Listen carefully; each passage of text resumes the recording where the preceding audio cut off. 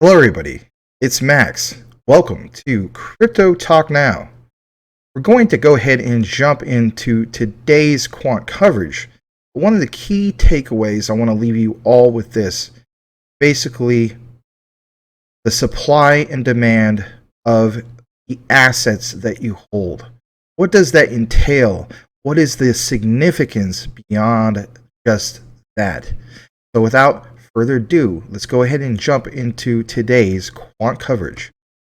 Now, I want to give a shout out, as usual, to this particular individual, and I was really excited to see that he did finally follow me back, and it's okay.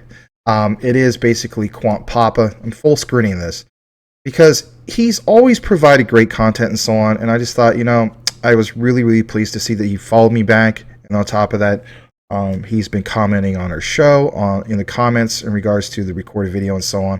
That was really cool. So Quant Papa, if you're listening, this is to you, my friend.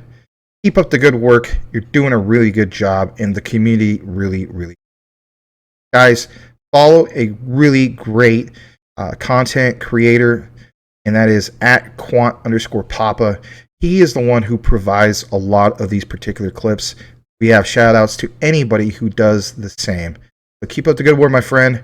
My friend. And if anything, let's jump into this. So for the purposes of this, we're going to go ahead and full screen this, but just kind of like the, part of the thumbnail / topic, the network of networks. Think about what that means. Now, some of this coverage you've seen before, but again, Quant Papa did a really good job of clipping all these together and having it in a nice flow, if you will. This is 2 minutes and 20 seconds. We'll come back to reflect upon this, and let's go ahead and get right into it because it's really powerful. Here we go. So we can't be siloed. We can't be closed off from each other. We need that as a society, and we need that for our networks. And so that's what we've set out to solve, and we've done that. We've solved interoperability at scale. UN President High Patron has given this initiative aiming to get people out of the silos and to collaborate in a decentralized manner. So you're not limited to jurisdictions. You're not limited to, siloed islands, as you said, and the walled gardens that we previously had. To get people out of the silos. Those nodes acting as silos, and those silos are blockchains. And what you're doing is you're building that business bridge, you're building that technological bridge to light the whole system up. UN agencies will cooperate with platforms and initiatives related to blockchain and the SDGs all over the world.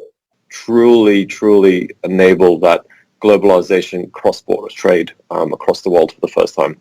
The purpose of the global initiative, under the high patronage of His Excellency Saba Karozi, President of the 77th UN General Assembly, is to bring together 100+ networks and platforms. We're connecting any blockchain together in a very unique way that is one blockchain to any blockchain without connectors, without any overhead, without any more risk.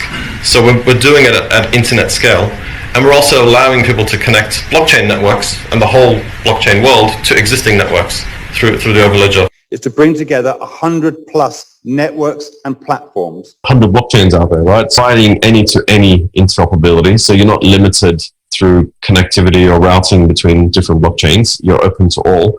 To envisage a blockchain ecosystem. We're creating an ecosystem. So it's interoperable.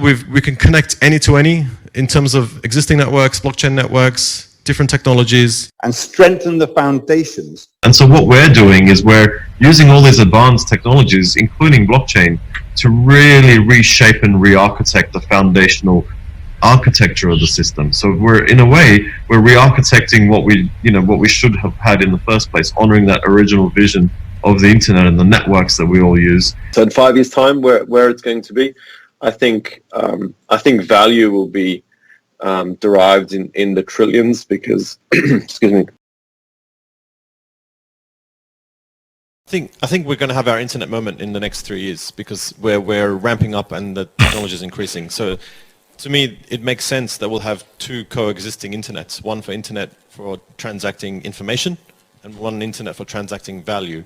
And for me, success is when like our mothers or family who use a transaction and it uses a blockchain network, they don't know and they shouldn't know. And we're getting there. So I think we're nearly there. And if you remember the internet, it only was opened up in '92. Up until '92, it was a research-only network, and then World Wide Web happened in '94, and all the killer applications came out. So I think email was the first one, '92 when it was opened up. People started emailing each other very quickly, and that was amazing. And then World Wide Web happened a couple of years later. So I think in the next 3 years, we'll have our internet moment, and then after that, we'll have those killer applications that everyone will use without knowing it's a blockchain, which is great. I think we're going to have our internet. All right, key thing here. Without knowing it's a blockchain, which is great. Now, on the last XRP/XLM video I pointed out, it's basically that. It mentions, for instance, and I'm actually coming into the frame here. It basically mentions, for instance, that we have these particular moments, right? Where, for instance, on the payment side of things, you know, the big moment for me and all of us, let's just be honest. You know, when it comes to the payments, you will have your certain cryptos, let's face it, that have real world utility. Not all the cryptos, right? But you know, I'm talking like XRP, XLM, and so on. I know this is a quant video, but I want you guys to see that, especially if you haven't done so already. It's some good stuff. But it talks specifically how crypto will be tied in to your, you know, your Visa debit card, your MasterCard, you know, debit card, or, you know, provided from whatever bank. Because let's face it, right?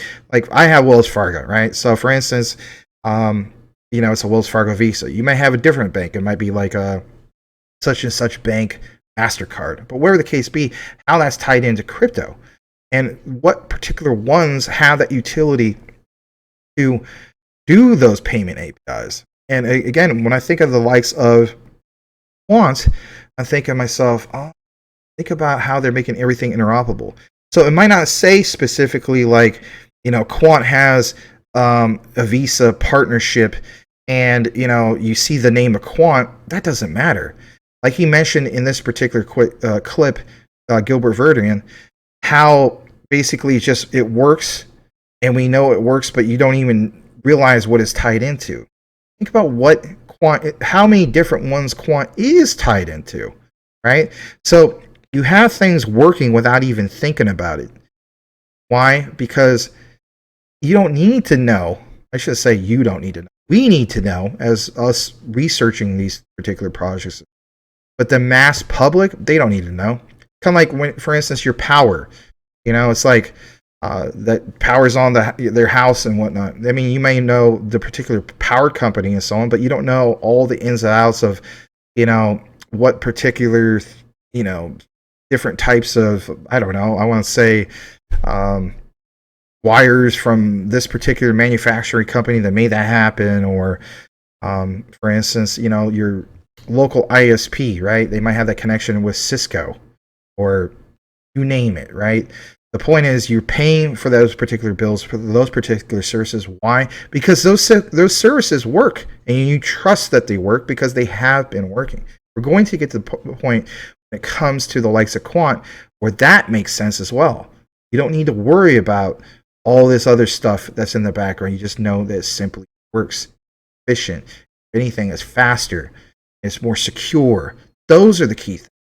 The ones with real solid work. Now, before we wrap up today's Quant video, I want to show you guys this. Go ahead and full screen this again. And of course, this is shout out to Coach JV. And this is pounds home the whole thing when it comes to this whole concept of not looking good for America, gold-backed currency coming, Russia biggest bank makes first move.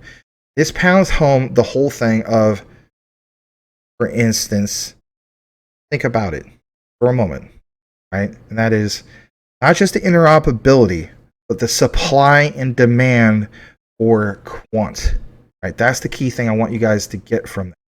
This is about 3 minutes. We'll come back for some closing commentary before we end this. Out to Coach JV, provides great content in my humble opinion. You can follow him at Coach JV _. He's the CEO of 3T Warriors Academy. They have over 100,000 followers on YouTube. Also, who else? We cover a lot from there. Crypto Lulu's from that as well. 3 minutes, and then we'll come back. This is not looking good for America. Now, I want to be very, very clear. I'm proud to be an American. I've built multiple companies in America. It's the freest country in the world if you take advantage of the freedom. But as Americans, we need to pay attention to what is actually happening right now. Now, I've been stating that we're going to an asset-backed currency, and I've gotten so much hate and so many comments on my social media saying that I'm crazy. Well, guess what? Russia's largest bank, issues a gold-backed digital asset. So Russia's bank went for it. A gold-backed digital asset that their clients have access to. Now remember, the first thing that America did when Russia invaded Ukraine is we took them off the Swiss system, the old archaic banking system. During this time, the BRICS countries, some of the countries I can't mention on here because they'll shut down your TikTok or it'll get banned, but the BRICS countries have been stacking gold. Now here's why they're stacking gold. I want to provide some education.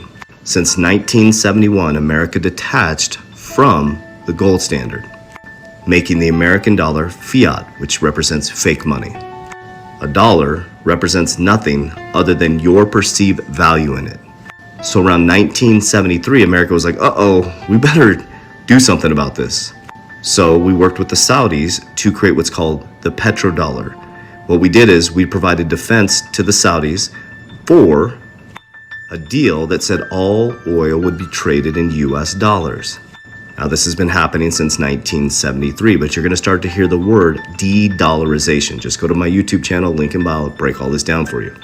Many countries are working to de-dollarize from the American dollar because the stranglehold and the weaponization it's done since 1971.